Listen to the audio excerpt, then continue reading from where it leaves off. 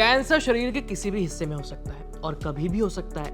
वैसे हम अक्सर फेफड़ों के कैंसर, मुंह के कैंसर, ओवरी के कैंसर, ब्रेस्ट कैंसर और ब्लड कैंसर का जिक्र सुनते रहते हैं। ऐसा इसलिए क्योंकि ऐसे कैंसर के मामले ज्यादा सामने आते हैं। लेकिन एक ऐसा कैंसर भी है जो सिर्फ पुरुषों को होता है। इसका नाम है टेस्टिकुलर कैंसर, यानी अंडकोश का कैंसर। ये कैंसर अक्सर युवा पुरुषों को ही होता है और आमतौर पर ये कैंसर एक ही टेस्टिस में होता है, लेकिन कभी कभी ये दोनों टेस्टिस में भी फैल सकता है। WHO की स्टडी के मुताबिक 2022 में भारत में करीब 4,500 पुरुषों को टेस्टिकुलर कैंसर हुआ था। वहीं 1000 से ज्यादा की तो मौत हो गई थी।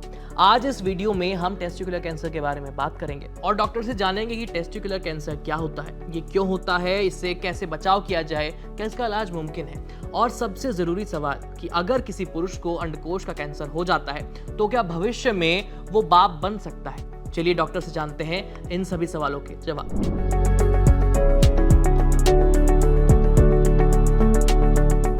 रिस्क फैक्टर, सबसे बड़ा जो रिस्क फैक्टर है वो जेनेटिक है। तो जेनेटिक का मतलब है कि पुश्तैनी। आपको अपने फादर से, उनको उनके फादर से, आपके चाचा से एक जो जेनेटिक जो इनहेरिटेंस होती है वो सबसे कॉमनेस्ट कॉज है। तो जेनेटिक का मतलब पुश्तैनी तो एक हो गया, और दूसरा ये हो गया कि आपकी जनरेशन, आपकी जेनेटिक्स में कुछ म्यूटेशन हुए हैं और you will be the starting point. आप स्टार्टिंग स्रोत बनेंगे और आगे आप जेनेटिक म्यूटेशन वाले जीन पास ऑन करेंगे। तो आपसे आप स्टार्टिंग पॉइंट भी हो सकते हो या आपको पुश्तैनी मिला है। तो सबसे बड़ा रिस्क फैक्टर जेनेटिक है। दूसरा फैक्टर ये है कि अनडिसेंडेड टेस्टिस। अगर बचपन में कुछ जो बच्चे जो पैदा होते हैं उनकी जो टेस्टिस होती है वो एब्डोमेन में, पेट में रह जाती है और वो स्क्रोटम में नीचे तक नहीं आती, उसको अनडिसेंडेड टेस्टिस कहते हैं। और अगर वो होता है तो उसके रिस्क फैक्टर बढ़ जाते हैं। इस कंडीशन का जो ट्रीटमेंट है वो सर्जिकल है। तो अनडिसेंडेड टेस्टिस को बहुत ही पहली शुरुआत में ही उसका सर्जरी करके स्क्रोटम तक लेके आया जाता है। मगर लेके जाने के बाद भी, स्क्रोटम में लाने के बाद भी उसका रिस्क फैक्टर फॉर कैंसर का ज़्यादा हो जाता है। Risk factor for testicular cancer ज़्यादा हो जाता है। और थर्ड कॉज ये रहता है कि अगर पहले भी किसी पेशेंट को, किसी व्यक्ति को टेस्टिकुलर कैंसर हुआ है एक टेस्टिस में, तो दूसरी टेस्टिस में होने का रिस्क फैक्टर काफ़ी ज़्यादा होता है। तो ये रिस्क फैक्टर्स हैं।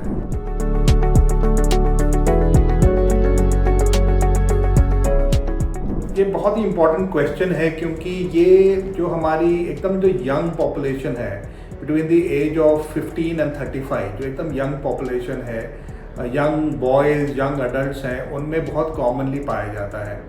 तो एज फैक्टर जो है वो एक रिस्क फैक्टर भी आप उसको मान लीजिए, और इस एज को हम लोग थोड़ा सा ध्यान से हमको इनको काउंसलिंग करनी पड़ती है।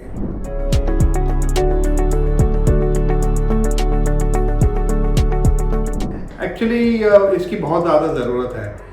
जो आपका क्वेश्चन है कि टेस्टिकुलर सेल्फ एग्जामिनेशन, तो हम लोग एम्फेसिस देते हैं और काफ़ी मीडिया में भी आता है कि ब्रेस्ट के बारे में, ब्रेस्ट कैंसर के बारे में सेल्फ एग्जामिनेशन ऑफ ब्रेस्ट का बहुत इसका प्रोपोगेशन है। काफ़ी उसमें मीडिया में भी, सोशल मीडिया में भी इसके बारे में काफ़ी चर्चा होती है। उसी हिसाब से टेस्टिकुलर ट्यूमर भी इतना कॉमन नहीं है जितना ब्रेस्ट कैंसर है, मगर सेल्फ एग्जामिनेशन टेस्टिकुलर ट्यूमर में भी बहुत ही इम्पॉर्टेंट है और होना चाहिए। तो हमारे जो युवा पीढ़ी है, जो प्यूबर्टी से लेके जो 15 ईयर्स से 35 ईयर्स तक जो पेशेंट्स जो यंग हैं, तो उनको self examination after taking bath, एक वार्म बाथ के बाद उनको सेल्फ एग्जामिनेशन दोनों टेस्टिस को पैल्पेट करके उसको हाथ लगा के देखना चाहिए। कोई हार्डनेस तो नहीं है, कोई ट्यूमर जैसा कुछ तो नहीं है, कोई पेन तो नहीं हो रही है।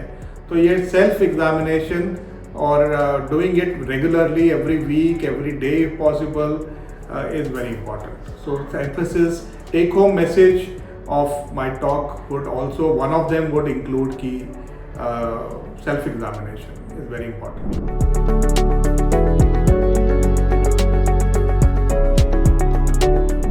जो बेस्ट पार्ट है टेस्टिकुलर ट्यूमर का है कि वो 95% to 100% क्यूरेबल है। तो अगर हम इसको डिटेक्ट करते हैं, अर्ली डिटेक्ट करते हैं सेल्फ एग्जामिनेशन करके, डिटेक्ट करते हैं या आपका क्लिनिशियन डिटेक्ट करता है, तो आपको इसका ट्रीटमेंट जल्दी लेना चाहिए, क्योंकि इसका 100% क्योर, जो दूसरे कैंसर होते हैं क्योर रेट इतने हाई नहीं होते हैं, मगर आपका ऑलमोस्ट 100%, 95 to 100% क्योर रेट है। तो जैसे ही आपको पता चले, आपने सेल्फ एग्जामिनेशन किया और आपको फील हो रहा है कि टेस्टिकुलर जो आपके अंडकोश में एक गांठ है, तो आपको इमीडिएटली अपने क्लिनिशियन से मिलना चाहिए, आपके डॉक्टर से मिलना चाहिए।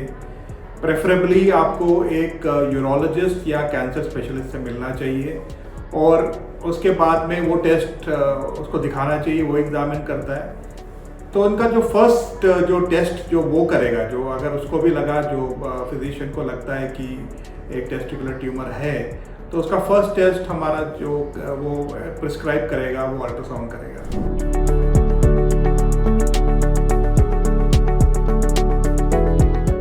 पहले तो हमने वो मोडालिटीज़, मोस्टली जो इसकी जो इन्वेस्टिगेशंस होती हैं, वो पहले ब्लड टेस्ट होता है। ब्लड टेस्ट में आपका ट्यूमर मार्कर होता है, और ट्यूमर मार्कर ये होता है कि एक बीटा HCG है, अल्फा फीटोप्रोटीन है और LDH है, ये 3 ट्यूमर मार्कर है। तो ट्यूमर मार्कर ये बताते हैं कि इसमें टेस्टिस में कैंसर होने के प्रोबेबिलिटी है, और अगर ट्रीटमेंट करते हैं तो ये हमारा गाइडलाइन रहता है। और हम लोग अल्ट्रासाउंड करते हैं, अल्ट्रासाउंड टेस्टिस करते हैं, अगर उसमें भी आ रहा है तो एक CT स्कैन होता है। CT स्कैन पेट का भी होता है, छाती का भी होता है, और फिर एक डायग्नोसिस बनता है।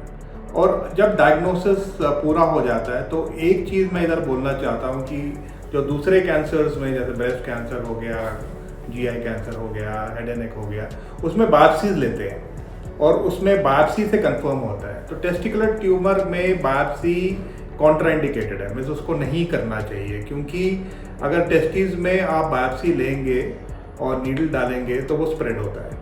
तो एक धारणा है लोगों में कि बायोप्सी लेने से कोई भी कैंसर स्प्रेड होता है, वो गलत है, मगर वो टेस्टिस के लिए करेक्ट है। आप उसको छेड़ नहीं सकते, उसका बायोप्सी नहीं ले सकते। अल्ट्रासाउंड से, CT स्कैन से आपको पर्याप्त रूप में पता चल जाएगा कि वो कैंसर है कि नहीं। तो आपका जो क्वेश्चन है कि ये इसका ट्रीटमेंट क्या है, इसका treatment depends on the stage. तो आप स्टेज के हिसाब से, आपके 4 स्टेज होते हैं, स्टेज 1, 2, 3, 4, उसके हिसाब से ट्रीटमेंट होता है। अर्ली, अगर आप उसको डिवाइड करें अर्ली स्टेज और लेट स्टेज में, अर्ली स्टेज में हाई ऑर्किडेक्टमी, एक जो पूरा अंडकोश को निकालना, और रेडिकल ऑर्किडेक्टमी काफ़ी होता है अर्ली स्टेज में। और जो लेट, जो थोड़ा सा एडवांस होता है, जब लिम्फ नोड्स हो जाते हैं एब्डोमेन में, चेस्ट में, तो उसमें कीमोथेरेपी भी होता है।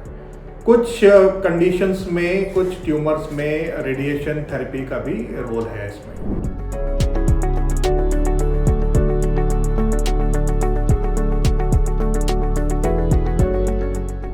क्योंकि टेस्टिस से ही स्पर्म्स बनते हैं, तो टेस्टिस निकालने से स्पर्म काउंट तो कम होता है, तो फर्टिलिटी पे डेफिनेटली असर पड़ेगा। और इसके बाद में क्योंकि हम कीमोथेरेपी भी देते हैं, तो कीमोथेरेपी से भी स्पर्म काउंट कम होता है, तो फर्टिलिटी में प्रॉब्लम आता है।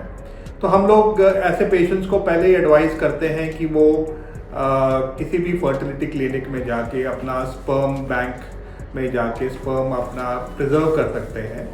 और उसमें जब कभी कभी हम टेस्टिकुलर टिश्यू भी थोड़ा सा प्रिजर्व कर सकते हैं, ताकि बाद में हम लोग उसका यूज़ कर पाएँ। तो फर्टिलिटी इफ़ेक्ट होगा, मगर इसके बारे में इसको पहले से प्रिजर्व करके वो फर्टिलिटी आप बरकरार कर सकते हैं।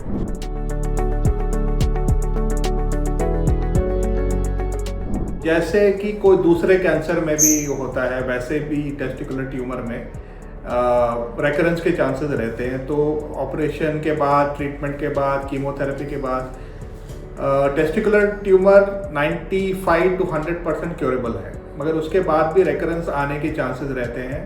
तो आपको अगेन सेल्फ एग्जामिनेशन करना है, रेगुलर चेकअप्स करना है, अल्ट्रासाउंड करना है, CT स्कैन करना है, अपने ऑन्कोलॉजिस्ट से मिलते रहना है। और मैं ये इस टॉक में ये भी बोलना चाहता हूँ कि एक टेस्टिकुलर ट्यूमर ऐसा विषय है कि थोड़े से जो हमारे यंग लड़के होते हैं, वो थोड़े से शाई रहते हैं कि उनको गांठ भी आता है या वो बताते नहीं, क्योंकि उनको शाइनेस में।